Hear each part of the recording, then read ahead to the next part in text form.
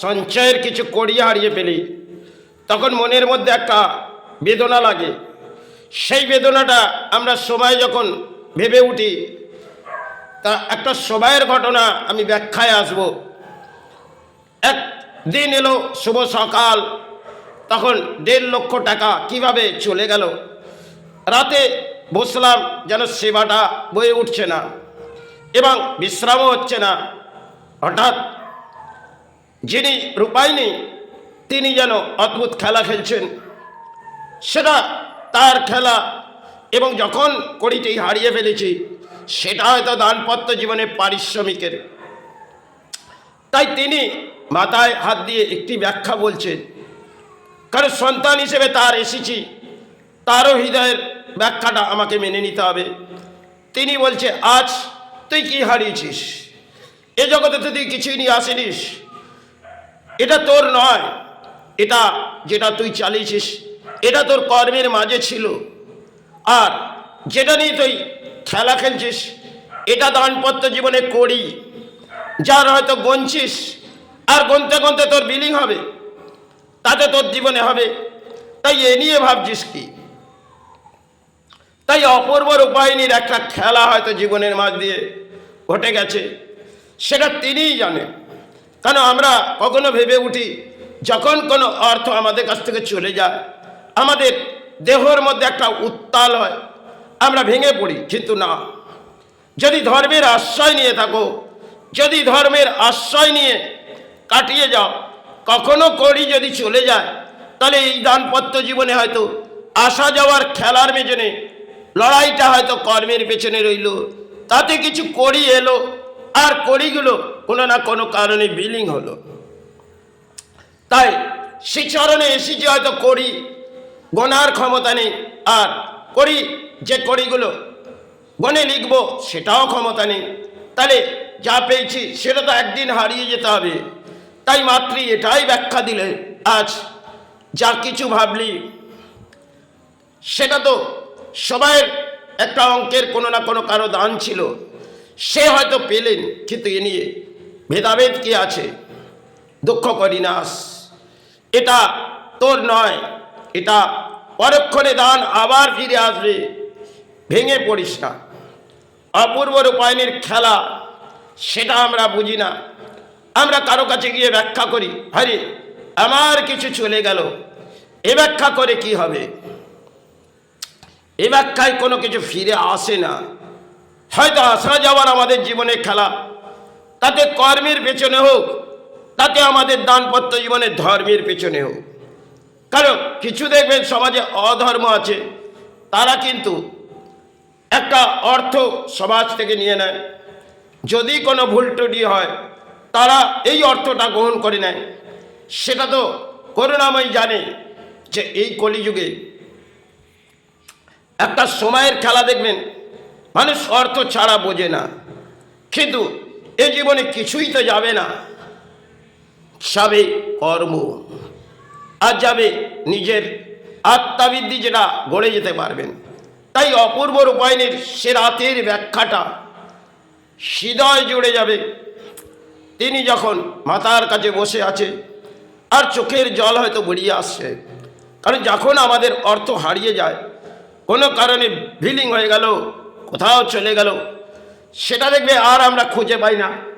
কারণ তা নিয়ে আমরা ভেবে উঠি, চিন্তার মাঝে হয়ে যায়, দুঃখ প্রকাশ করি। সে দুঃখ প্রকাশ করে আমাদের দানপত্র জীবনে কখনো কিছু গড়ে আসে না। গড়ার পেছনে আবার নতুন করে লড়াই করতে হবে। কখনো দেখবেন সমাজকে আত্মবিশ্বাস করলেন, এই সমাজ আপনার অর্থ লুটে নিল, কিন্তু একটা দিন আপনার সাথে তারা পারাপার হতে পারবে না।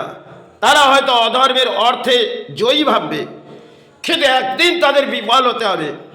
এটা আমার আত্মাবৃদ্ধি নয়, এখানে বহু সাধক যে ব্যাখ্যা করেছিল সেগুলো কিন্তু সত্য। আজকে সেগুলোকে আমরা মাথার মধ্যে নিই না, আমরা কিনি অর্থের চিন্তা নিই। আরে যে অর্থ নিয়ে আমরা ঘুরছি ফিরছি, সেটা কি কাগজ? সেই কাগজের মধ্যে আমাদের দানপত্র জীবনের লড়াই থাকে, এবং এই লড়াইয়ের পর আমাদের একদিন না একদিন বিফল হয়ে চলে যেতে হয়। তাতে ধর্মের আশ্রয় নাও। অধর্মের আশ্রয় নিলে কিন্তু কলিযুগে হয়তো অধর্ম, আর এই অধর্মের মাঝে কিন্তু মনুষ্য জন্মে কোটি কোটি মানুষ দেখবেন অর্থের পেছনে চেয়ে আছে। কিন্তু যখন আপনি ধর্মের আশ্রয় নিয়ে থাকবেন, ছাড়বেন, জীবনে যাই আসুক, দুঃখ আসুক, জরা ব্যাধি আসুক, সবই পারাপার করে যান। জানবেন ঝড় যেমন আসে, সে ঝড় রোকার ক্ষমতা কারো থাকে না। তাহলে জীবনের মাঝ থেকে কোনো ঝড় বয়ে এলো, সে ঝড় তো আমাদের রোকার ক্ষমতা নেই। আর চিৎকার করে কি হবে? তবে ঝড়ের গতিবেদে কামনা করুন।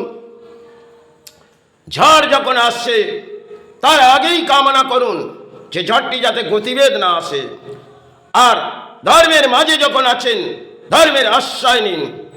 অধর্মে একদিন বিনাশ হবে, এটা বহু সাধকদের ব্যাখ্যা। যেটা হচ্ছে অধর্মে হয়তো ভরাডুবি এই কলিযুগে, আর অধর্মে হয়তো সঞ্চয়, কিন্তু একদিন তাদেরকে বিলীন হতে হবে। যে সমস্ত কর্ম করে যাবে সেটাই আপনার একদিন সফল হয়ে চলে যাবেন। জীবনে কিছুই নিয়ে যাবেন না, যাবে তো আপনার কর্ম, তার পেছনে ছুটুন। এবার লড়াইটা যখন কর্মের পেছন দিয়ে থাকবে, আপনার প্রাণ হিসেবে অন্যের প্রয়োজন, সেখানে লড়াইটি চালিয়ে যান। একদিন আপনি সফল হচ্ছে আর বিফল, ধর্মের মাঝে আশ্রয় নিন। অধর্মের বলি মনুষ্য জন্মে যদি করে যান, তার কিন্তু বিনাশ একদিন যখন হবে, তার অক্ষরে অক্ষরে জবাব আপনাকে দিতে হবে। সেটা পুরনো ইতিহাস আমাদের বহু সাধক ব্যাখ্যা দিয়েছিলেন, সেটা সবাইকালের ব্যাখ্যা ছিল। আজ যদি সেগুলোকে আমি তুলে ধরি, তার মধ্যে আমরা কিছু মেনে নেব না, আর কিছু সমাজের মানুষ মেনে নিয়ে চলে এখনো। কিন্তু কলিযুগে দেখবেন অর্থ ছাড়া মানুষ চেনে না। যার কাছে অর্থ আছে তার কাছেই মানুষ ছোটে। এই হচ্ছে মানুষ্য জন্মের একটা খেলা, আর কড়ি গোনার সমাজের মানুষের খেলা।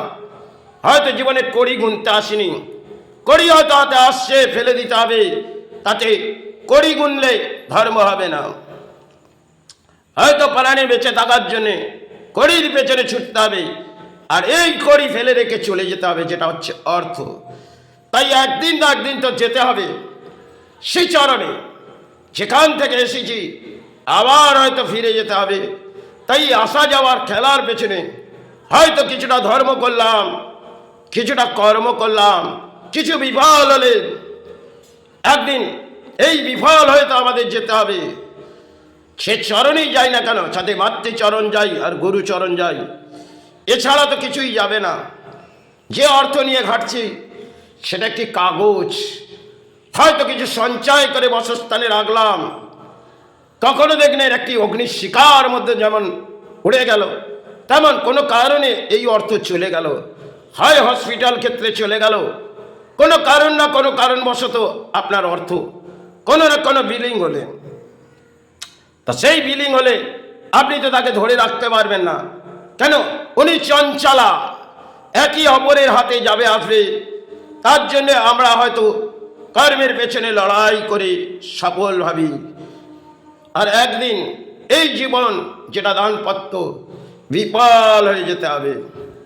হয়তো কর্ম কর্ম করে সমাজের মানুষ চিৎকার করে যায়, আর কিছু আজকে দেখবেন বর্তমান সবাই রাজনীতির পেছনে, কিন্তু ধর্ম শ্রেষ্ঠ ভাবুন। তাতে জীবনযাত্রার মাঝে যাই লড়াই আসেন, জীবনযাত্রার মাঝে যাই লড়াই আসুক, লড়াইটা চালিয়ে যান।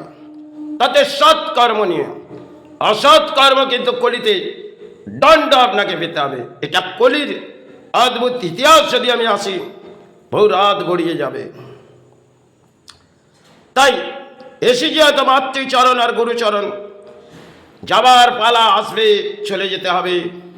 এ হয়তো আসা যাওয়ার খেলার মাঝে লড়াই করলাম, সে লড়াইয়ের মাঝে বিফল হলাম, আর বিফল হয়ে তো একদিন যেতে হবে, কিছুই তো যাবে না।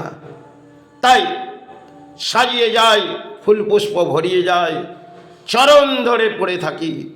আজ আছি, কাল চলে যাব। মেলার মাঝে এসেছি, এই বেলা যে বেলা কাটিয়ে চলে যেতে হবে, সেটা হচ্ছে একটা মেলা।